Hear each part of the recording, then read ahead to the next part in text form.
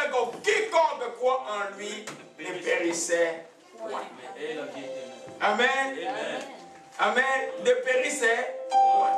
Amen. Souvent on prend ça comme un slogan et puis on oublie. Mais c'est la parole du Seigneur.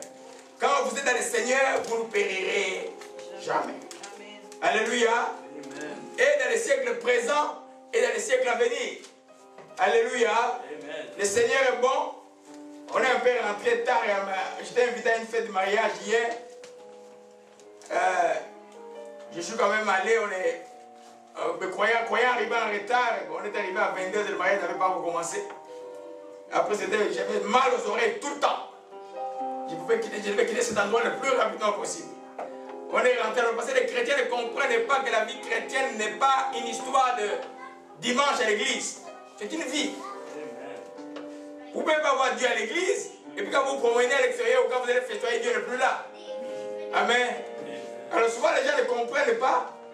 Et c'est pourquoi les gens, quand ils ont des problèmes, ils trouvent que Jésus est lointain. Parce que tu n'as pas pratiqué sa présence toute ta vie, comment tu peux croire qu'il est près de toi? Alléluia.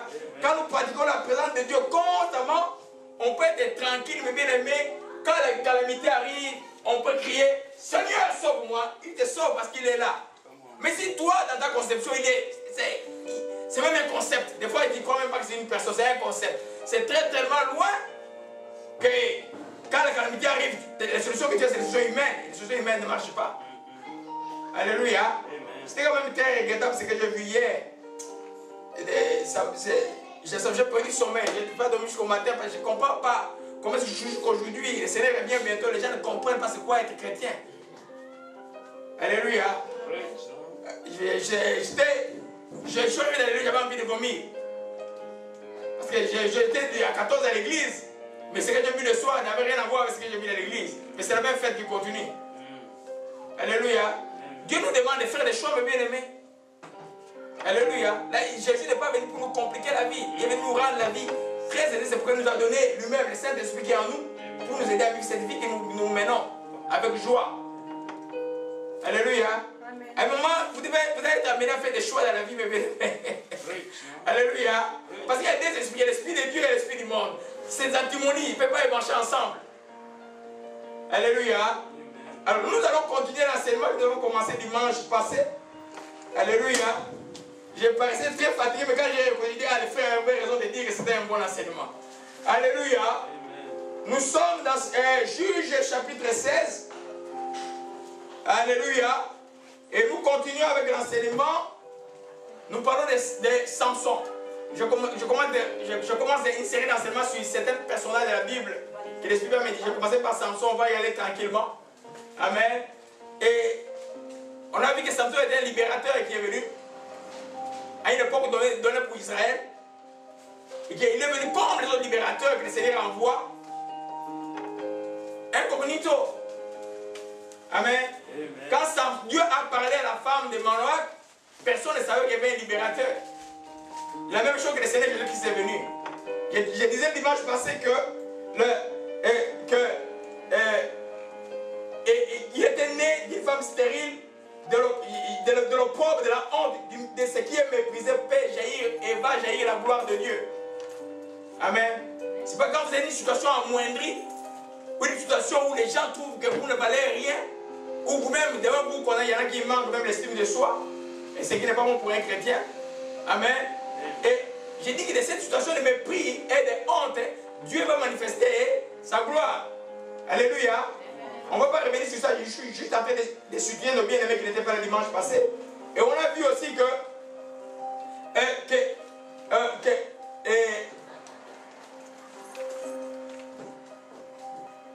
je vais sauter rapidement. Quel que soit l'homme par lequel la bénédiction arrive, la gloire et l'honneur doivent être donnés à Dieu.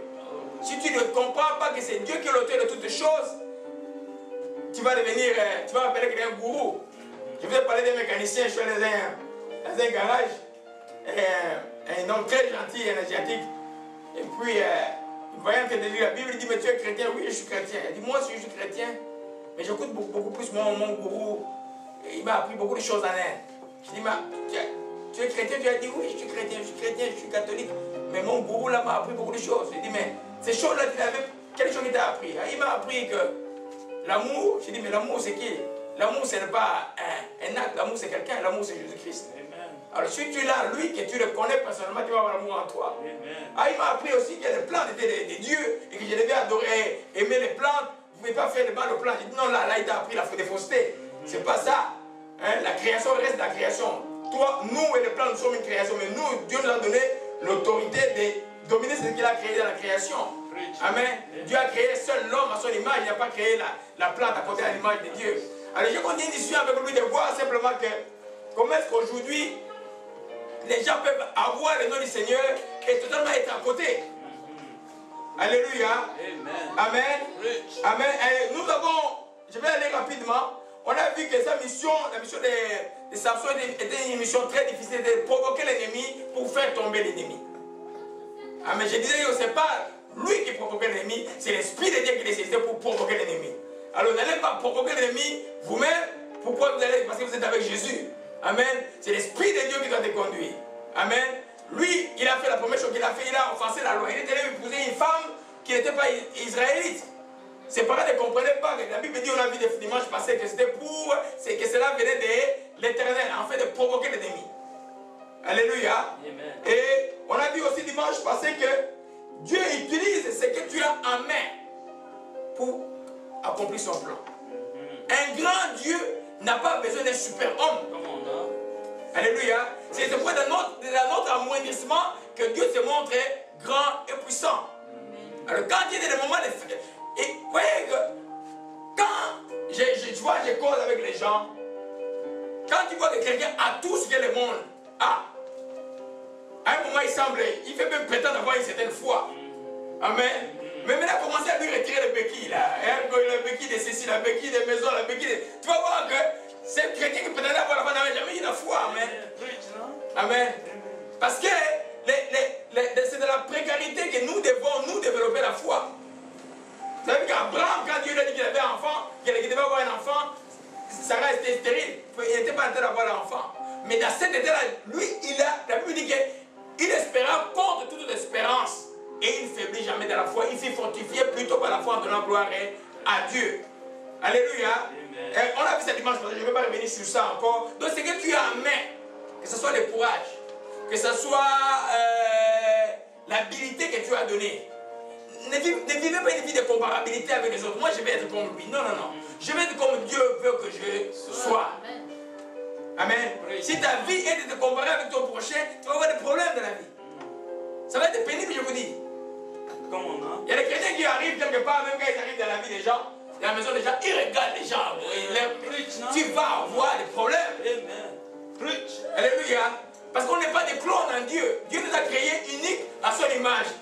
Il ne peut pas être comme moi, moi je ne peux pas être comme lui. Chacun a quelque chose de... C'est la même être comme Saint-Agneau ou Saint-Jacques. Amen. Alléluia. Nous comprenons mes bien-aimés. Amen. Donc si tu ne comprends pas ça, tu as réellement des problèmes. Tu as cessé de se comparer aux autres. Dis le Seigneur, dans ce que je suis, dans ce que moi j'ai, que les gens aujourd'hui, le monde de la société peut dire, celle-là ou celle-là, il ne va pas s'en sortir. Comment il s'est retrouvé dans cet état-là? Dans ça, là, Dieu va manifester sa gloire. Amen. Les gens se demandent comment est-ce qu'on fait avec 8 enfants. Je ne sais pas comment on a fait avec 8 enfants, mais là, il y en a qui sont grands, qui sont des adultes. Je ne sais pas comment on a fait. Mais j'ai compté sur quelqu'un. Amen. Je n'ai pas voulu avoir une chrétienté où je vais... J'ai dit la difficulté à prêcher des choses que je ne fais pas. Amen. J'aime les enfants, par exemple.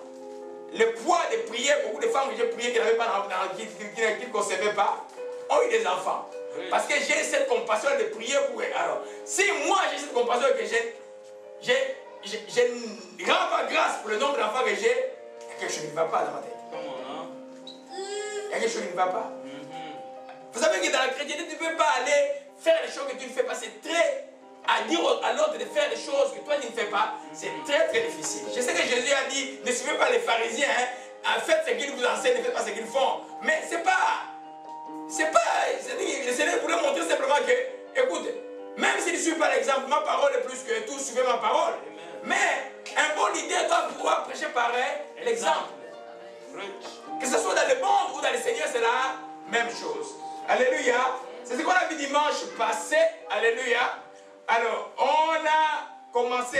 Allons maintenant dans Juge chapitre 16. Et je vais demander à Sœur Aimée de nous lire à partir du verset 4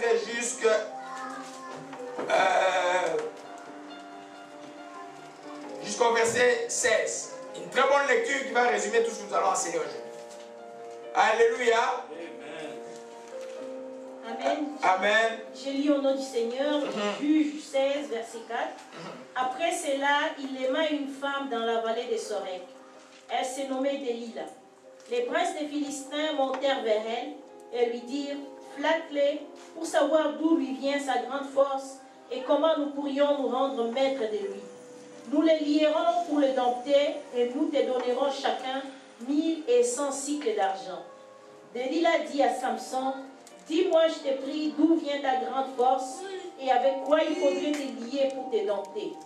Samson lui dit, si on me liait avec 7 cordes fraîches qui ne fussent pas encore sèches, je deviendrai faible et je serai comme un autre homme.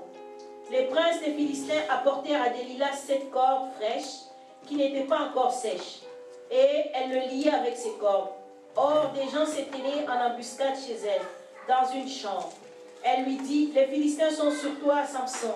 Et il rompit les cordes, comme se rompt un cordon de tout quand il sent le feu. Et l'on ne connut point d'où venait sa force. Délila dit à Samson, voici, tu t'es joué de moi. Tu m'as dit des mensonges. Maintenant, je t'ai pris, indique-moi avec quoi il faut te lier. Il lui dit, si on me liait avec des cordes neuves, dont on ne se fût jamais servi, je deviendrai faible et je serai comme un autre homme. Délila prit des cordes neuves avec lesquelles elle le lia. Puis elle lui dit, les Philistins sont sur toi, Samson. Or, des gens s'étaient en embuscade dans une chambre et il rompit comme un fil les cordes qu'il avait au bras. Délila dit à Samson, jusqu'à présent tu t'es joué de moi, tu m'as dit des mensonges. Déclare-moi avec quoi il faut te lier. Il lui dit, tu n'as qu'à tisser les 7 tresses de ma tête avec la chaîne du tissu. Et elle le fixa par la cheville. Puis elle lui dit, les Philistins sont sur toi, Samson. Et il se réveilla de son sommeil et il arracha la cheville du tissu et les tissus. Elle lui dit, comment peux-tu dire je t'aime puisque ton cœur n'est pas avec moi?